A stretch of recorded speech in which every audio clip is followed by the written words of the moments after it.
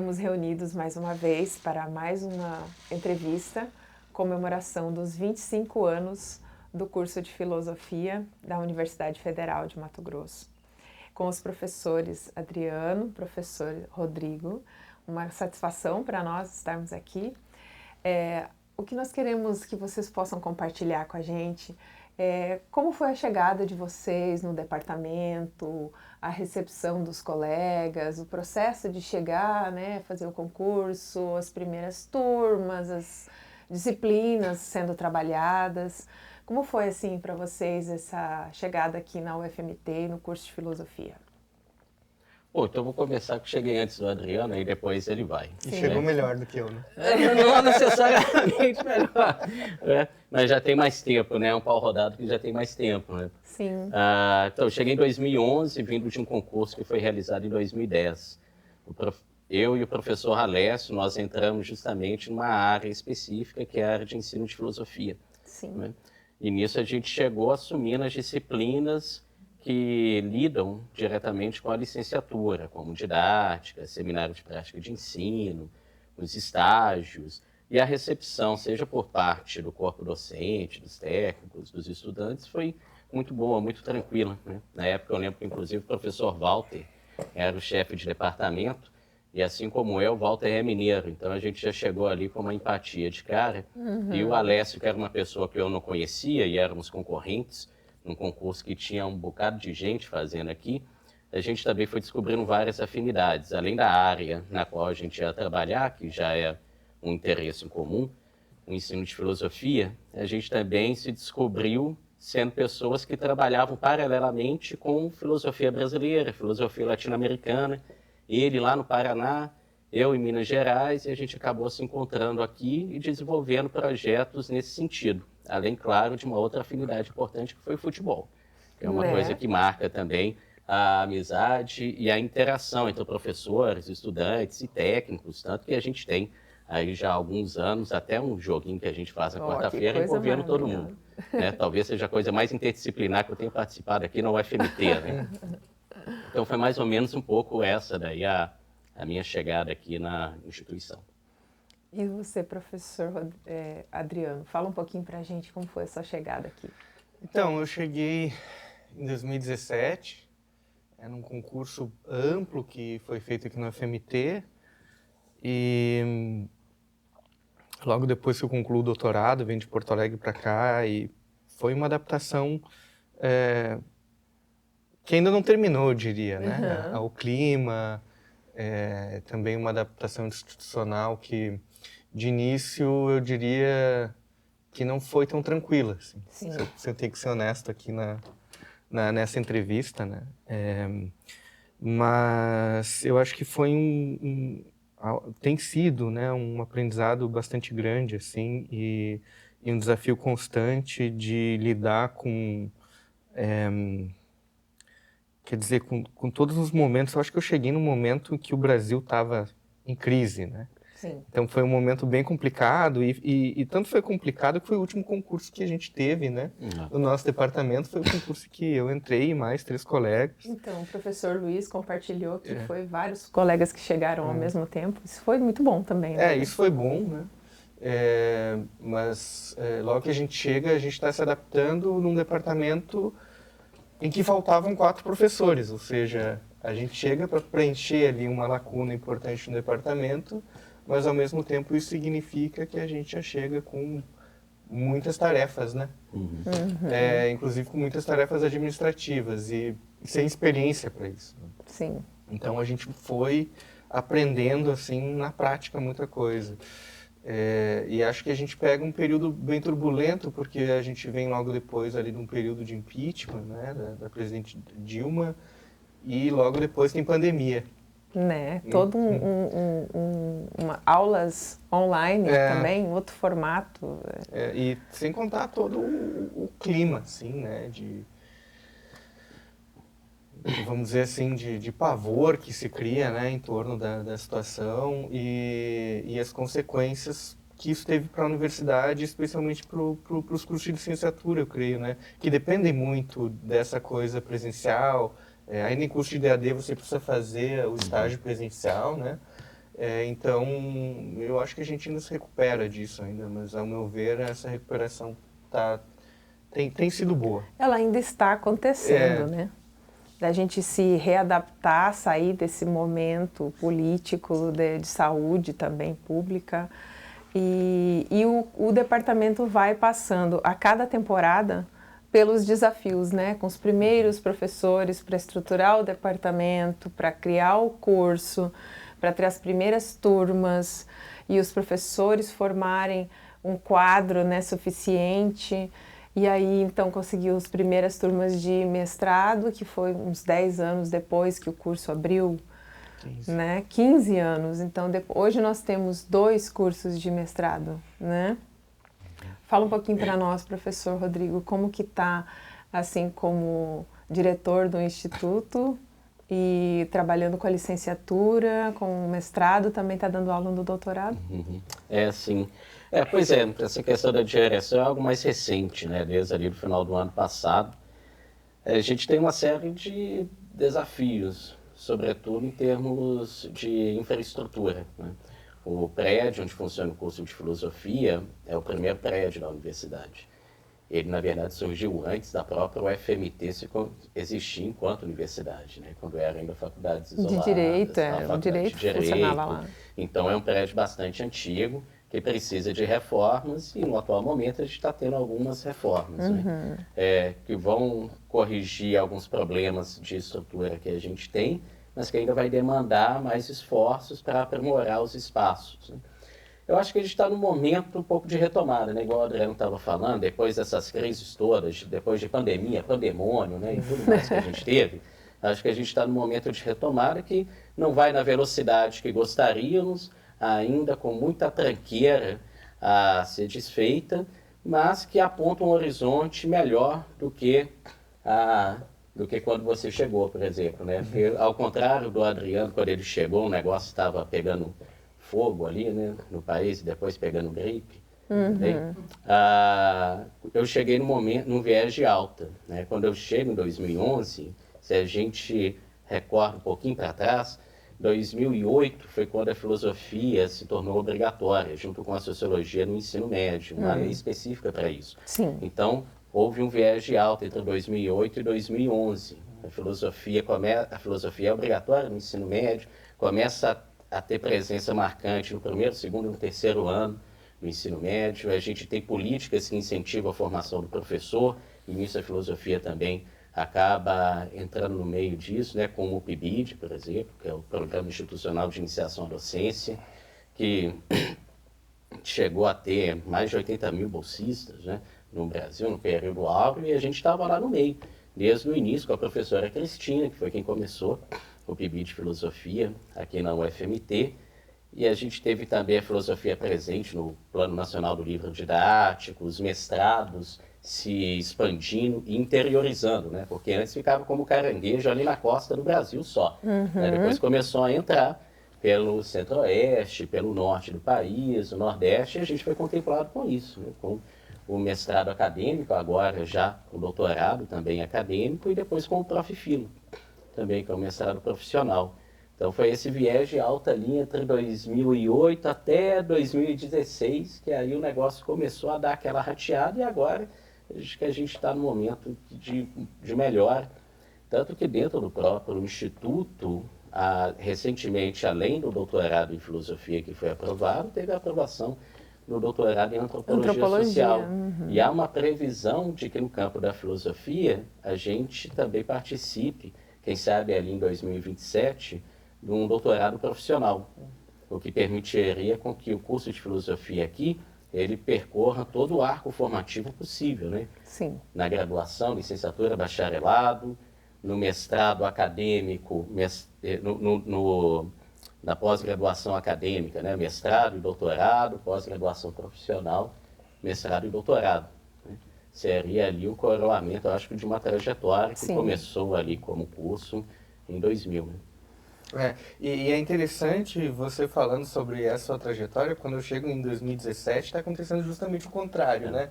A filosofia está saindo como disciplina obrigatória Da reforma do currículo, do né? ensino médio. E era algo, para mim, inesperado, porque você não torna algo obrigatório para menos de 10 anos depois tornar de novo opcional, né? Então a gente tem essa virada aí na discussão da Base Nacional Curricular Comum, BNCC, né? Que acaba tornando a filosofia uma trilha optativa, né? E, na verdade, isso ainda está em disputa, né? Eu creio, né? Porque não está muito bem estabelecido como que vai ser nos próximos anos essa aplicação do BNCC e o quanto a filosofia pode participar disso, eu acho que depende muito da qualidade dos professores que a gente forma. Eles vão precisar saber trabalhar com interdisciplinaridade e saber colocar a filosofia muito bem ali como uma espécie de vetor interdisciplinar. Sim. Então, se eles souberem fazer muito bem isso, acho que a filosofia se reforça dentro das escolas. E uma das conversas que a gente teve, né, a professora Cristina nos lembrou também que em outras universidades as disciplinas de licenciatura sempre são oferecidas pelos professores da educação e o nosso departamento, ele começou a buscar com que os professores do departamento efetivos pudessem, mesmo que sobrecarregados, se responsabilizar por essas disciplinas, né? Como foi o caso do senhor e do professor Alessio, que conseguiram fazer esse trabalho e a partir dessa estruturação e esse foco na formação de professores e de epistemologias voltadas à América Latina, isso foi sendo consolidado. Como é que o senhor vê hoje em dia a questão da nossa licenciatura aqui na filosofia? Então, acho que essa é uma característica, né, do nosso curso aqui. Quando a gente até trabalha nas disciplinas, alguns textos que tratam do ensino de filosofia e mais especificamente da formação do professor, nos textos mais convencionais, clássicos, aparece essa questão. Olha, a formação do professor de filosofia ficou durante muito tempo sendo feita apenas nos departamentos de educação. Há pouco tempo que os departamentos de filosofia começam a tomar para si essa tarefa formativa, reflexiva. Só que quando os alunos do nosso curso leem esses textos, eles pensam, mas está acontecendo onde? Porque aqui vai estar tendo disciplinas de didática, oficinas de ensino de filosofia, estágio com professores do departamento de filosofia. Sim. E não necessariamente na faculdade de educação, né? Então, essa é uma marca que eu acho diferencia e caracteriza o nosso curso em relação a outros ali no Brasil, né? Que é essa preocupação com a formação sendo feita dentro do próprio departamento de filosofia. Não à toa, teve o concurso no qual entrou eu e o Alessio, e agora também a gente está com um concurso em andamento para a área de ensino de filosofia, né? Porque é uma característica, é uma demanda que a gente tem, que acabou ganhando maior relevo ainda com o mestrado profissional. E a gente está ali desde o início da formação dessa rede, que é o Profifilo. A minha turma, né, e a turma dos colegas que a gente entrevistou com os egressos da primeira turma, nós estávamos aqui num deserto, nós não sabíamos nem que dia que a gente ia ter um mestrado ou uma especialização, um programa de pós-graduação. E aí a gente vê o departamento e o curso caminhando, né? E não tem como acelerar esse processo, né? É uma coisa que demora um tempo, né, para o mestrado, o doutorado se estabelecer, trazer todos os professores, as linhas de pesquisa. O senhor, professor Adriano, trabalhou muito, né, em parceria com todos os professores. Fala um pouco para a gente sobre esse momento tão especial da gente ter o doutorado no nosso departamento hoje.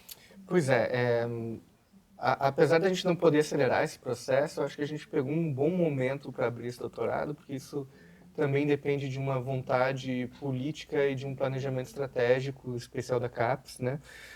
Que vem favorecendo, justamente como o professor Rodrigo havia dito, essa interiorização da filosofia, e se dá também na pós-graduação. Então, quando a gente olha o cenário do centro-oeste, do norte, da região amazônica, pensando aqui na Amazônia Legal, né, que dessa nós fazemos parte, né, nós temos pouquíssimos cursos de pós-graduação em filosofia e ainda temos poucos cursos de graduação em filosofia. Então, quando a gente olha aqui o programa, o curso de filosofia aqui na UFMT está fazendo 25 anos, né? E a UFMT está fazendo 55 anos. Então, a própria UFMT, que é a principal instituição de ensino superior de Mato Grosso, tem mais tempo sem filosofia do que com filosofia. E isso eu acho que traz um diagnóstico importante para a gente. Então, se a gente olha para Mato Grosso, a gente só tem curso de graduação em filosofia em Cuiabá. São os nossos 2 cursos de licenciatura e bacharelado e mais um curso da Faculdade Católica. Então, eu acho que é muito pouco ainda. E quando a gente cresce na pós-graduação em filosofia, a gente está formando professores de ensino superior que podem agora servir de base para a formação de cursos de graduação em outras cidades do estado ou também da região, né? Então, eu acho que a gente se torna aqui um polo dos mais importantes do Centro-Oeste e da Amazônia Legal e, com certeza, o polo mais importante de formação filosófica de Mato Grosso, com a abertura desse doutorado. Sim, e a filosofia está fazendo bons eventos também, né, nesse sentido. Trazendo pensadores para falar, fazer palestras e temáticas. Como é que está sendo esse movimento, assim, quais as pesquisas, os temas, como é que estão os nossos discentes, os nossos acadêmicos, o que eles estão buscando hoje? Eu acho que isso foi variando também, né, ao longo do tempo. Eu acho que hoje a gente tem uma diversidade grande, que reflete também a diversidade do corpo docente. Se a gente pensa em termos ali de filosofia contemporânea, traços largos, né, uma tradição mais continental, focado ali na discussão hermenêutica, da história da filosofia, né, uma tradição mais analítica, que faz análise da linguagem, aspectos lógicos, formais, e uma outra tradição que a gente poderia chamar de decolonial ou pós-colonial, que traz à baila, então, a discussão sobre a historicidade da América Latina, né, do Brasil e de outras matrizes culturais, como as indígenas, as africanas. Acho que a gente tem toda essa representatividade teórica no nosso departamento. No quadro dos professores. Apesar que somos poucos, né? Somos só 14 atualmente, mas esse número é bem diversificado. E isso também acaba refletindo nas pesquisas, né, dos estudantes. Então, a gente tem uma galera que vai trabalhar desde os temas mais clássicos aos autores mais canônicos, até aqueles estudantes que vão trabalhar com temas mais não canônicos, mais contemporâneos ou ligados à realidade latino-americana. Ou até inteligência artificial, são assuntos que estão também aparecem, abrindo, né, um leque imenso. Também pesquisas, projetos nesse sentido. Então, acho que a gente tem aqui a possibilidade de você poder pegar o viés de pesquisa que você acha mais interessante, né, dentro daquilo que tem sido trabalhado contemporaneamente em filosofia. Claro que a gente tem também lacunas, né? A gente poderia ter falta às vezes um maior foco, sei lá, filosofia antiga, medieval, né? Mas a gente tem professores que trabalham também nessa área. E, de alguma maneira a gente consegue contemplar, acho que bem esses 3 grandes eixos, digamos assim, da reflexão filosófica contemporânea. E são linhas de pesquisa que vão perpassando o mestrado, o doutorado, né? Mais ou menos as mesmas linhas de pesquisa, né? Sim, que aí o André pode até falar eu melhor, acho que é importante também notar como a pós-graduação influencia a graduação. Sim. Né? Em projetos de iniciação científica, por exemplo. Sim. Os professores vão estar voltados para o seu trabalho na pós-graduação em linhas de pesquisa específicas. E aqui você vai tentar formar um grupo também na graduação a partir disso que você já tem, você já está desenvolvendo, né? Agora, eu acho interessante também notar como, olhando esse cenário que eu acabei de destacar, do nosso programa de pós-graduação acadêmico e também do Profilo, né, como um eixo de formação de professores de ensino superior e de ensino básico também, com a qualificação de pós-graduação, como um dos mais importantes na região da Amazônia Legal, do Centro-Oeste, mais importante em Mato Grosso. Isso nos obriga, de alguma forma, a uma espécie de conduta polivalente. Quer dizer, a gente precisa, ao mesmo tempo, dar conta de interesses diversos, mas também de uma necessidade de diversificação nessa formação. A gente precisa formar professores que pesquisem coisas diferentes do que nós pesquisamos, né? Então a gente acaba, dentro do possível, fazendo esse esforço para, de alguma maneira, acolher também tópicos e autores, né, distintos daqueles no qual nós somos estritamente especialistas, né, para que a gente possa, de alguma maneira, dar conta dessa necessidade de ampliação da atividade filosófica em Mato Grosso e em toda essa região aqui. Mas é uma demanda imensa, porque não tem também como a gente abrir mão dos clássicos, né? Olha só, é um leque imenso, né? Você tem que formar desde a Grécia Antiga, passando por toda a história da filosofia e ainda assim estar aberto a projetos que vão, né, ultrapassar a filosofia contemporânea. Será que nós damos conta de fazer isso em 4 anos de graduação? Não.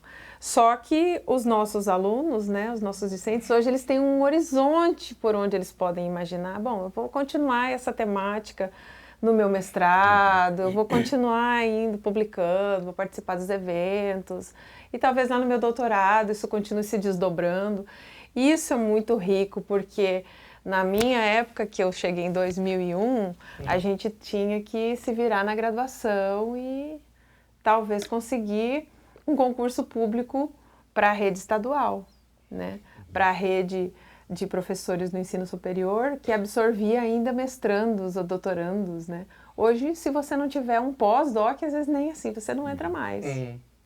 Isso significa que a universidade, que a filosofia, está absorvendo professores cada vez com um nível de exigência muito alto, né? Que é o quadro de professores que a gente tem hoje, né? Professores que já foram para fora do Brasil, né? Que voltam para cá com uma capacidade bem alta, né? Mas eu acho que é interessante também notar como há uma demanda em outros cursos, né? Isso inclui também faculdades privadas, etc. Como é importante você ter cursos de filosofia e professores de filosofia em cursos como Direito, as Ciências da Informação, enfim, né?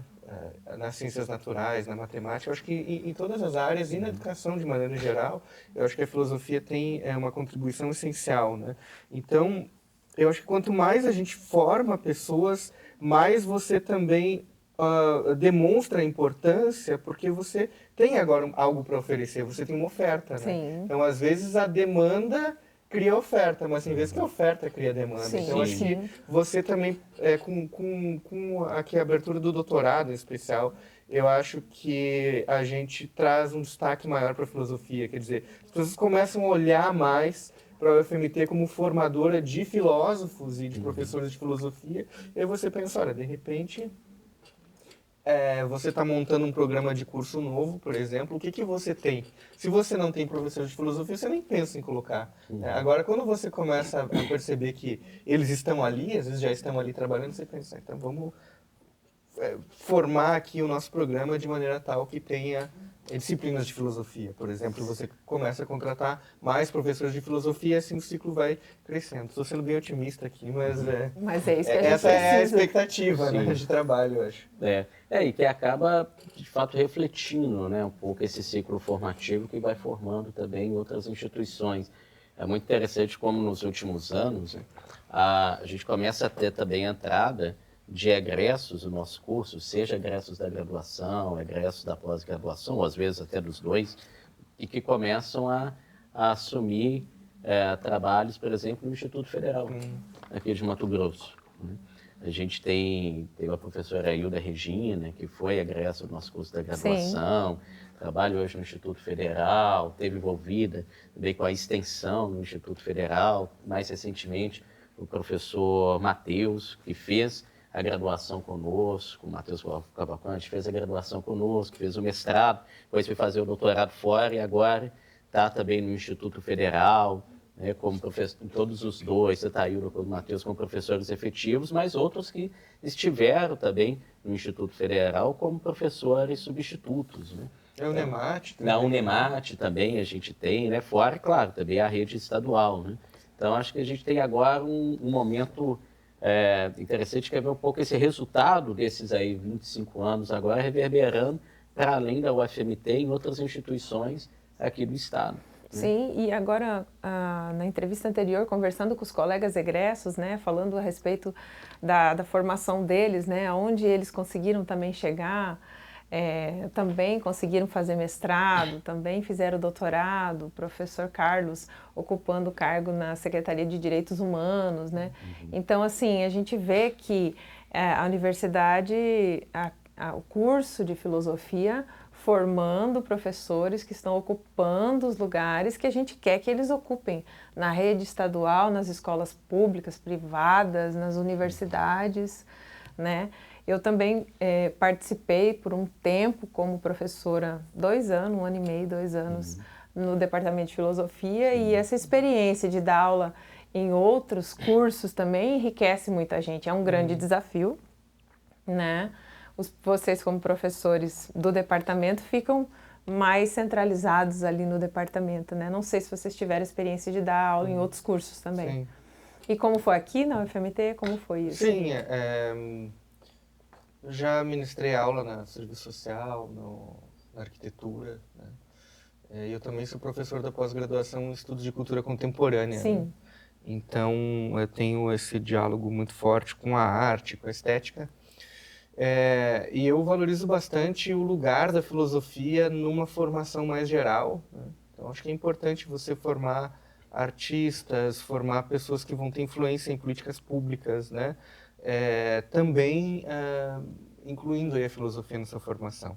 Eu acho que isso dá uma visão mais abrangente para as pessoas e acho que colabora com a valorização de uma formação mais teórica, mais próximo das ciências humanas, que valorizem as artes, né? Fugindo um pouco desses critérios de pura quantificação que a gente vê, por vezes, dominando, infelizmente, muitos âmbitos de formação, tanto acadêmico quanto técnico, né?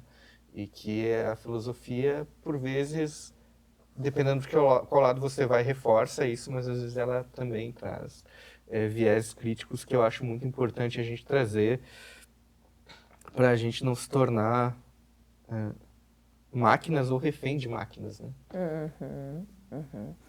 E com essa disputa de narrativas que a gente tem hoje, né? Porque a instrumentalização da filosofia, ela servindo como carteirada de argumentos, né? Quando lhe convém, eu construo uma narrativa ou desconstruo uma narrativa, porque a possibilidade de você interpretar, né, com a hermenêutica, aquilo que convém o discurso, então passa a ser uma liberdade de expressão em algum viés. E no outro viés já essa liberdade não é cerceada, né? Então a filosofia ela também ela é atacada constantemente, né? Ela sabe disso, acho que desde do seu berço, ela sabe que a história dela vai ser história de ataques e tentativas de silenciá-la.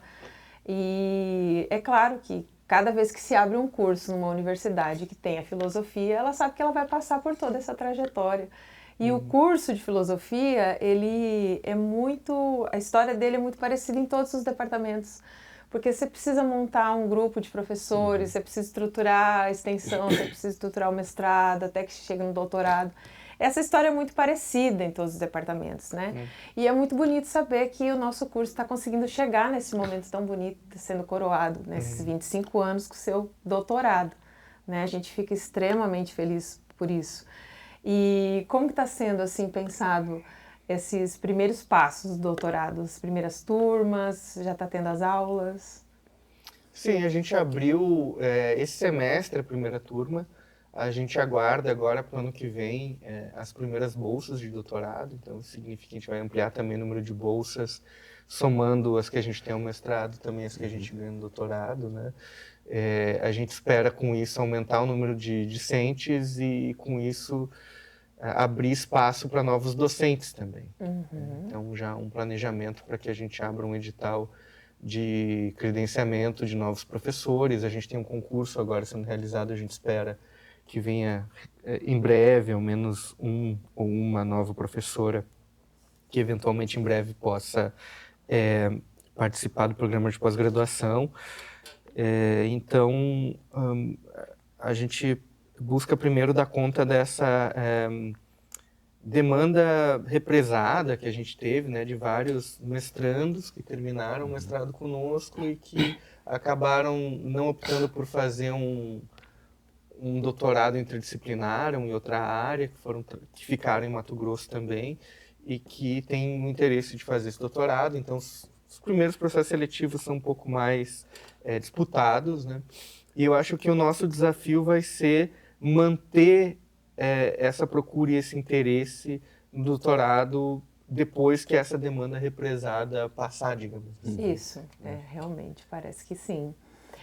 E os eventos que a filosofia pode estar produzindo? Já está produzindo? Como estão esses eventos acadêmicos? A gente tem todo ano, né? A gente faz a Semana de Filosofia, que é um evento já tradicional. Sim. Eu já perdi a conta, qual que é o número aqui da semana e tal. É o mais antigo de todos. É aquele que a gente já fez com mais tempo e que vai mudando muito também, né? Desde que eu entrei até agora, cada semana vai tendo um pouco uma configuração diferente, seja diferente porque a equipe que coordena é diferente ou por conta do perfil também dos estudantes que vão demandando alguns outros temas para serem trabalhados, que antes talvez não tinham sido contemplados em edições anteriores da Semana de Filosofia. Então, isso é uma coisa que a gente sempre faz, né?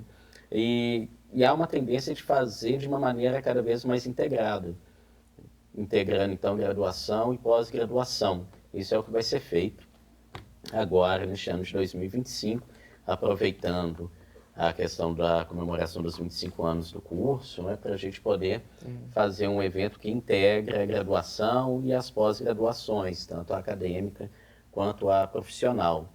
E a gente tem feito também algumas outras atividades, né?